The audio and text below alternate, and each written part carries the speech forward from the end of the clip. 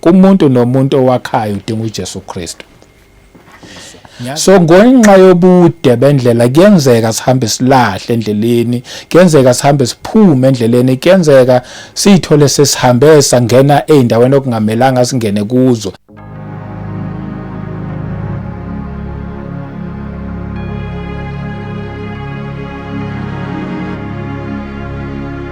Welcome once again kuKota2 Media. Igama lami ngumduduzi ngwakashabangu. Asibingelele ipresence kaMoya oNgcwele, sibonga ubukhona bakhe nomusa. Nokugcina nje bazalwane silokhu sihlangana, siyabonga nilokhu nibuya nibukela. Siyabonga nama comments nokulike nakho konke okuhle nikwenzayo nakuma channel members, siyabonga support bazalwane. Nje uyajoina ube yimember usupporte lo msebenzi ukuze uzolokhu uqhubekile phambili. Siphinde sibonge futhi nabaqhamukayo emaceleni ngesupport. Inkosi nigcine nibusise nonke bazalwane, siyabonga kuningi enikwenza okuhle. Inkosi mayinibusise. Koqalayo ukufika kule channel ngizothi nje siyakwamukela, ulahleka ngempela sendaweni right. Sikhuluma nje umuntu kanye noNkulunkulu kuphela, azikho iningi indaba esikhulumayo. Sibonge kwabakwazile ukuthi bahambe bafike Orlando, cha sakhonza nje impela kwakuhle. Sambonga uNkulunkulu ngani, sambonga nje uNkulunkulu ngawo wonke umsebenzi nangabafundisi nangabo bonke nje ade bekhona bonke. Siyabonga abazalwane. Sesibhekeke manje eWestern Cape eCape Town la sibheke khona 18 July kumile nje siyakhona, kumele sihambile sokhuleka up to so far. Siyabonga kubazalwane asebenikelile, sicela abazalwane futhi silokhu siqhubeka sinikelela ke manje lenkonzo yase Cape Town ke manje sithunyiwe abazalwane. I hope nani niyawubona umehluko ever since saqala kwaNongoma. I hope niyabona lo mehluko, niyabona ushintsho kusiprofeto sasithi South Africa kahle kahle thina we are like eagles. Sasisho njalo isiprofeto thina we are like eagles but senziwa safana nezinkukhu. Uma ngabe nakhumbula isiprofeto lethamba isizwe yakwaNongoma, since sabuya kwaNongoma we are no longer like chickens. Hayi ngiyakutshela uNkulunkulu uyayenza into yakhe, so siye Cape Town khona okunye okuyokhululwa. I hope impela nje lo mehluko ulokho uyabonakala. Asingenene ku message yanamhlanje. Ku 1 Peter asiqale nje la ku verse 1 ka chapter 2 la khona ithi laying aside all malice, all deceit, hypocrisy, envy and all evil speaking. Siqala kwa alendaba, siqala phansi like nje sibuyele back konke siqale phansi sizakwazi ukuthi siqhubeke kahle ngendlela efanele. Uthi mangabe ekhuluma lapho umpostoli uPeter uthi sibeke konke noma silahle inkohlakalo ephakathi kwethu silahle. Siyaqala ke manje mhlambe besihamba kukhona nane inkohlakalo phakathi kwethu, ake siqaleni kabusha ke sizithintithe kahle kahle. Imessage yokuyithintitha le imessage yokuzithi awukuzibheke kokuphi wena la uqeqaqeqa khona qinise khona la kuqine khona uhambe kahle ngalawo mandla lawo. Uma ngabe kukhona inkohlakalo ethile siyalahla eqhubeke ithi deceit, lithi lelizwi ubuqili, ukuzibheka nje ukuthi anginabo ubuqili obuthile somehow, hypocrisy ukuzenzisa akukho yini, envy ukufisa and all evil speaking nokuhleba konke lokho masikulahle.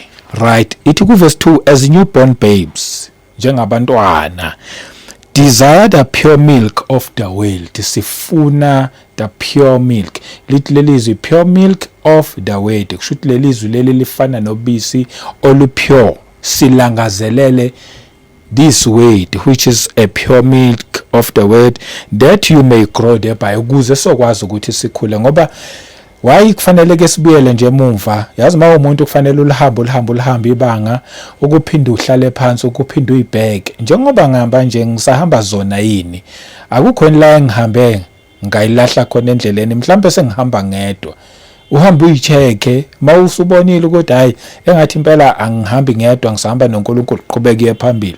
Uma ngabe kukhona okusalile endleleni uhambe ukulungisa, ungahambi kakhulu ibanga elide kanti nezinto usuyishiye ngemuva.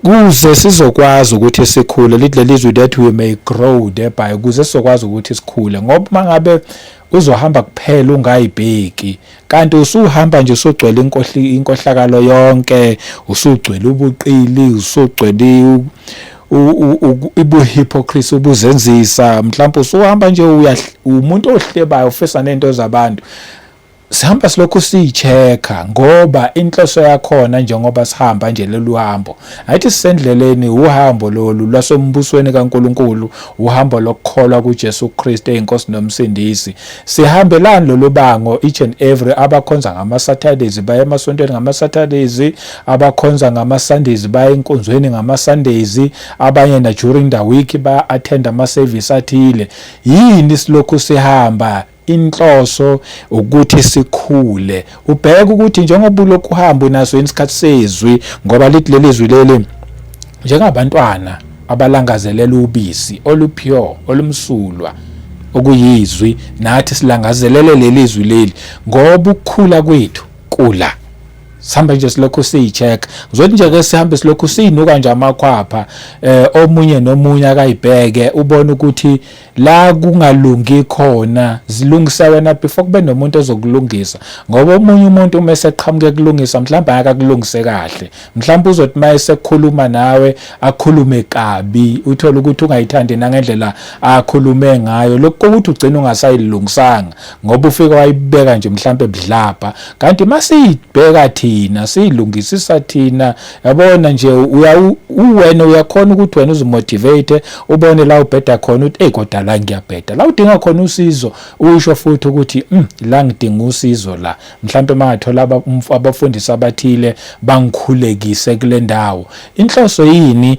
that we may grow sikhule la ekumazini uNkulunkulu asijampe siye ku verse 4 futhi asingajampi ngoba nje uverse 3 akekho mude if indeed you have tasted that the Lord is gracious uma ngabe lokhu sokwenza uma ngabe sitestile noma sinambithile ukuthi inkosi imnene then lokhu sizokwazi ukuthi sikwenza verse 4 coming to him as to a living stone njengoba nje siza kuye sisendleleni sihamba sazi ukuthi siza kuitshe eliphilayo siza kuJesu Kristu oyitshe eliphilayo rejected indeed by men ngempela futhi bakhona abamrejecta long time ago more than 2000 years ago bamrejecta bambethele esiphambanweni kuningi abakwenza kuyena bemrejecta bathi khulula uBarnabas lo makabethelwe kwakuyisikhathi se-rejection isaqhubeka ke this rejection even namhlanje basesekhona abamrejectayo that's why iBhayibheli lithi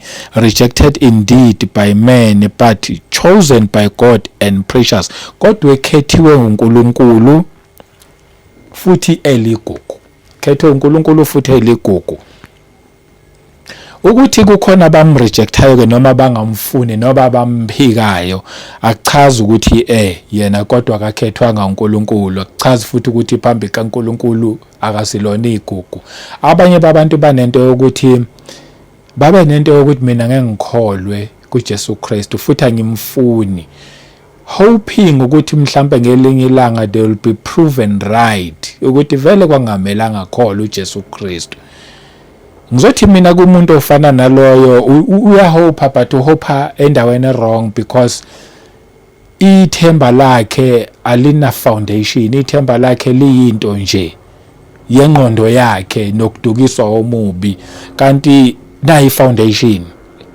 yezwi mangabe lithi nje wakhethwa uNkulunkulu futhi lithi futhi uligugu kuNkulunkulu then asina choice but ukuthi simkhonze simlandele siza kuye ke njengetshe eliphilayo ithi verse 5 you also as living stones nathi futhi fanele sibe ngamatshe aphilayo ngoba silandela uNkulunkulu ophilayo uJesu Kristu uNkulunkulu uyaphila njengoba ephila nathi kufanele sibonakale siphila kwathina are being built up a spiritual house sikhandiwe saba indlu kamoya a holy priesthood to offer up spiritual sacrifices kusho ukuthi khona okukamoya ama sacrifices okufanele siwenze akamoya manje ngifunde nangesizulu nakho njengamatshe aphilileyo nibe indlu yokomoya ubupriest obungcwele ninikele ngemihlatshelo yokomoya eyamukelekayo kuNkulunkulu ngayo uJesu Kristu. Yithi lapho kufanele samukeleke kuNkulunkulu ngobani? Ngaye uJesu Kristu. Ithi ku verse 6, therefore it is also contained in the scripture, bhaliwe embhalweni. Ukuthini? Behold, I lay in Zion a chief cornerstone. Kubhaliweke kula ukuthi bheka ngibekile eSiyoni, uNkulunkulu lo uthubeke ini? A chief cornerstone. Bese liyaqhubeka, elect ukhethwe uNkulunkulu, precious uyigugu, and he who believes on him will by no means be put to shame. Okholwa kulelitshe, this chief cornerstone, lithi soze ajabhiswa kuloyo okholwa kuJesu Kristu. Kubhalwe kuphi? Ake sikubheke lokhu njengoba lithi nje lana, therefore it is also contained in the scripture. Kusho ukuthi kubhaliwe somewhere ku Isaiah 28 verse 16, therefore thus says the Lord God, kusho uNkulunkulu lokho, behold I lay in Zion, ngibekile Siyoni a stone for a foundation. Lelitshe leli, this chief cornerstone is a stone for a foundation, a tried stone. Idlulile lelitshe, lidlulile, lilingiwe, ladlulwa emlilweni, a precious cornerstone. Ligugu lelitshe leli, igumbi letshe eliyigugu, a sure foundation. Liqhubeka lithi a sure foundation ngoba liyi foundation but a sure one. Whoever believes will not act hastily. Namazwi njengofunayo kakhulu. Behold I lay in Zion a stone for a foundation. Ngizothi mina njengoba thina nje sakha, ngoba uma ungakubhekisise kahle singabantu siyakha ngokuhlukahlukana kwethu, sakha ngendlela ezahlukene. Omunye usesikolweni njengoba esesikolweni nje uyakha wakhe future yakhe. Omunye wakhumuzi ikhala kubo uyakha naye futhi. Omunye usemsebenzini ufuna that promotion naleya position, naye ubuilda lokho akwakhe, khona lokho akwakhayo. Omunye nomunye uyakha, omunye uqala ibhizinisi, omunye already usendleleni kulokhu nomunye akwenzayo. Lithi lelizwi leli njengoba ethi ngibekile Siyoni a chief cornerstone, itshe legumbi, okusho ukuthi kufanele sikholwe ilelitshe legumbi ngoba liyi-sure foundation kumuntu nomuntu owakhayo udinga uJesu Kristu. Ngiyazi thina sinendlela eziningi sifundisiwe, unfortunately sifundiswe nje okunye kwakhona okufundisiwe akulona iqiniso but kubukeka kukuhle futhi kubukeka kuphila ku-right, ukuthi mhlawumbe uma ngabe ufuna umuzi wakho uqine kufanele uhambe endaweni ezithile uyiqinise. Ngoba umfundisi ukuze ube nebandla elinabantu abaningi kufanele uhambe endaweni ethile uyoqina khona uzokwazi ukuthi ubize abantu mawusuqinile. Uma unebusiness noma ngabe yiliphi kufanele uhambe uyoliqinisa somewhere ukuze uzokwazi ukuthi uthole ama-customer. Sifundisiwe izinto, uma yathi uyazibheka lezi zinto lezi uNkulunkulu angazifuni, lezi ezizosijabhisa. Kanti there is a chief cornerstone, likhona itshe legumbi. Yiliphi itshe legumbi? Yilela lathi uNkulunkulu bheka ngilibekile, this chief cornerstone. Liyitshe legumbi, lithokholwa kuleli itshe sozajabhiswa, oyokholwa kuJesu Kristu sozajabhiswa. Ngizobuza nje mina namhlanje nje, since siyiqala lendlela sihamba, yabona silokhu sihamba sisendleleni but sihamba siyithintitha, sihamba siyibheka, siyinuka amakhwapha ukuthi akukho lapho esilahle khona. Akuyibheke nje ukuthi since ulahamba lolu hambo noNkulunkulu akukho la uyithole khona sewumshiya yena, usuyothemba abanye uNkulunkulu, usuyothemba ezinye izinto, washiya itshe legumbi, wayithola usumrejecta, kodwa futhi ubulokhu uthi kuye. Mhlawumbe bowubhekane nenkinga yefamily ekhaya, umntwana noma ngabe ubani ubekade egula, wayithola ususuke ebukhoneni bukaNkulunkulu, wasuka kuJesu Kristu wahamba wayothemba okunye, ngoba ama-voices ayakhuluma la ngaphandle ayasho ukuthi nale ngaphandle likhona ithemba. Abanye bayasho bathi uNkulunkulu usiza abayisizayo, which is into engekho ezwini. Thina mangathiwa siyayisiza okwethu ukukholwa kuJesu Kristu, ikhona kuyisiza kwethu lokho. Manje ke kufanele ke sinuka amakhwapha ukuthi azangeni along the way sayithola sesihamba sesithembela eindaweni obekungamelanga sihambe sothembela kuzona, ngoba le ndlela uma ngabhekisisa inde le ndlela. Abanye bethu baqala ukusindiswa long time ago, baneminyaka since basindiswa. So ngenxa yobude bendlela kuyenzeka sihambe silahle endleleni, kuyenzeka sihambe siphume endleleni, kuyenzeka sithole sesihambe sangena eindaweni okungamelanga singene kuzo, and lezo indawo lezo once wahamba lokho ungena kuzona zikwenza ukuthi ungakhuli, zikwenza ukuthi ungamazi uNkulunkulu. So isikhathi lesi sokuthi ke sinuka amakhwapha ukuthi akukho la ngihambe ngaphuma khona endleleni. Uma ngabe khona buya nalitshe legumbi, buze kuJesu Kristu, nayi the chief cornerstone, lithi lelizwi okholwa kuJesu Kristu sozajabhiswa. Akusho mina, angiliphinde verse 6. Therefore it is also contained in the scripture, behold, I lay in Zion a chief cornerstone. Ulibekile uNkulunkulu itshe legumbi, elect, ukhethe uNkulunkulu, precious uyigugu, and he who believes on him will by no means be put to shame.